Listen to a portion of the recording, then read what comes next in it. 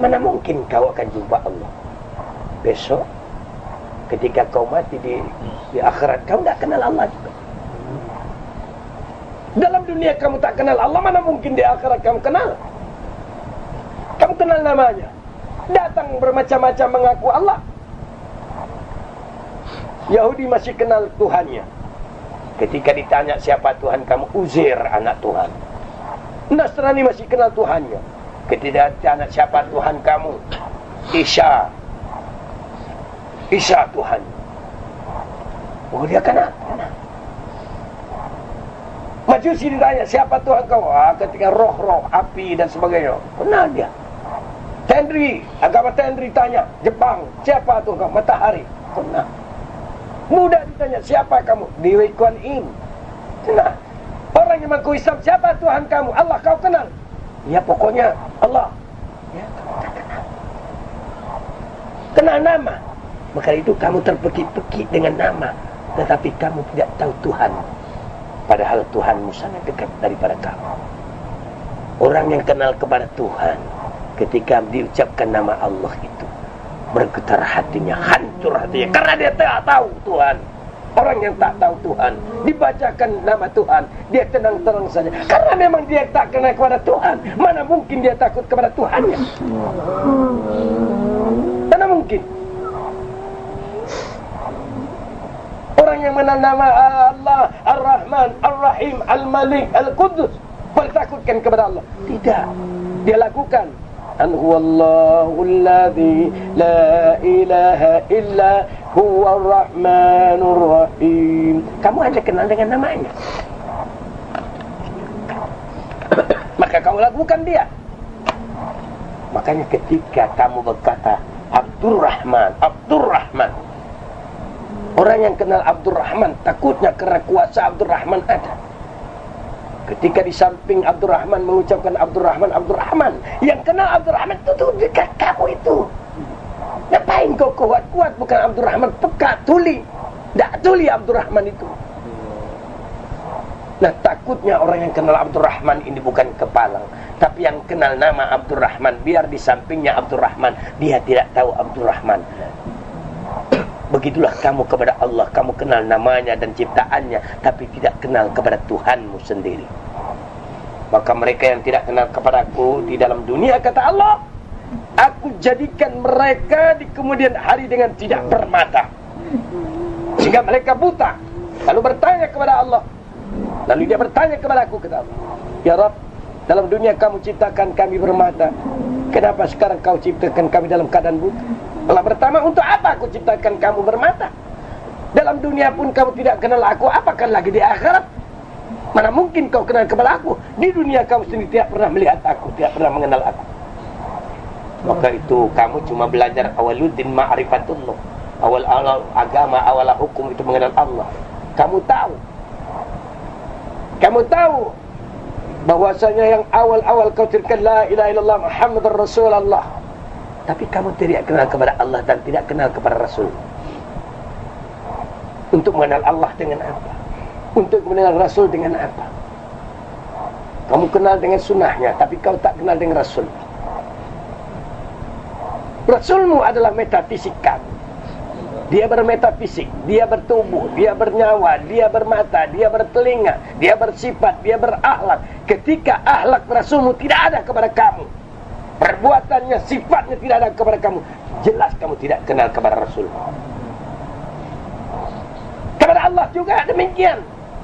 Ketika kau mengenal namanya, mengenal ciptaannya, tapi tidak mengenal yang menciptakannya, hanya mengenal namanya, kamu tidak dapat sebagai saksi yang menyatakan Allah tidak ada yang lain kecuali Allah. Ketika kau berkata la ilaha illallah, tidak ada yang ada kecuali Engkau ya Allah. Diriku pun tak ada, karena diriku Engkau yang punya. Hatiku Engkau yang punya, nyawa dan rahasia kepadaku Engkau yang punya. Tak ada aku. Mana aku? Aku pun mencari diriku, tak jumpa. Semua Engkau punya ya Allah. Ketika engkau telah paham semua itu Allah yang punya, sangat mustahil kau tidak mengenal Allah. Ketika sarung, tahu bahwa di dalam sarung ada pisau yang sama bentuknya dengan sarung, tetapi sarung bukan pisau. Tapi sarungnya dibikin oleh pisau, tapi pisau tidak akan dapat dibuat oleh sarung. Ketika sarung telah diciptakan oleh pisau, maka pisau bersemayam di dalam sarung. Bergerak sarung karena pisau, karena dia menutupi pisau. Kalau tidak perlu sarung, pisau tidak perlu memerlukan sarung lagi, dia buat sarung yang baru. Untuk apa bikin sarung yang tidak baik? Maka kamu adalah saksi. Tubuhmu saksi Allah. Pada tubuhmu saksi Allah, matamu, bulu matamu, urat matamu, telingamu, itu saksi Allah. Bulu-bulu pada dagingmu, bulu-bulu pada kulitmu, darah-darah kamu, urat-urat sumsum kamu hidup, semua saksi Allah Subhanahu wa ta'ala. Semua berkata la haula wala quwata illa billah. Tidak ada daya kekuatan kecuali Allah Subhanahu wa ta'ala. Berpeganglah kamu sebenar-benarnya, pasti kau selamat. Jangan batal wudhu kamu, jangan lepas memuji Allah. Taatlah engkau kepada Allah yang sangat dekat kepada kamu. Belajar malulah engkau kepada Allah. Kamu itu ada cuma nafsu. Yang kamu itu nafsu. Maka itu antara nafsu kepada Allah. Allah ciptakan nafsu awalnya. Lalu Allah tanya kepada nafsu, wahai nafsu, siapa aku dan siapa engkau? Nafsu berkata, aku ya aku, kamu ya kamu. Ketika nafsu itu disiksa 70.000 tahun, dikeluarkan dari periksaan, nafsu ditanya, wahai nafsu, siapa engkau, siapa aku? Nafsu berkata, aku ya aku, engkau ya engkau.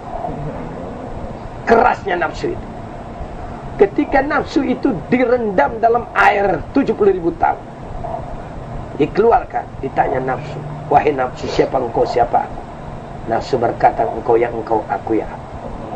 Ketika nafsu dibakar 70.000 tahun, ditanya nafsu, wahai nafsu, siapa engkau, siapa aku?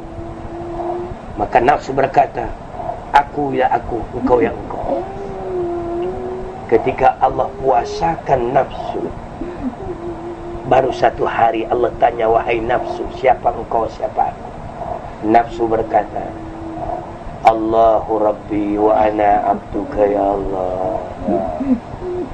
Baru dia berkata, engkau wahai Tuhanku dan aku hamba engkau. Maka puasakan nafsu kamu supaya tidak ada ego kamu. Serahkan semua ini memang kepunyaan Allah, tidak ada milik kamu. Tidak ada milik nenek kamu, datuk kamu, kakek kamu. Mana ada? Semua Allah punya. Baru benar kau berkata la ilaha illallah. Tidak ada yang ada kecuali Allah. Ketika kamu berkata wa asyhadu anna Muhammadan abduhu wa rasul, wajib ada diri kamu, wajib ada jasad kamu. Dan di sanalah contoh-contoh Muhammad Rasulullah. Berkata iya, berpakaian iya, berjanggut iya, berserban iya. Itulah sunnah, itulah pembuktian Muhammad. Dengan sunnah-sunnahnya yang kau laksanakan, ada pada diri kamu yang kau pertahankan, samalah engkau telah berjumpa Rasulullah sallallahu alaihi wasallam, dan pasti engkau berjumpa kepadanya. Amin ya rabbal alamin. Assalamualaikum warahmatullahi wabarakatuh.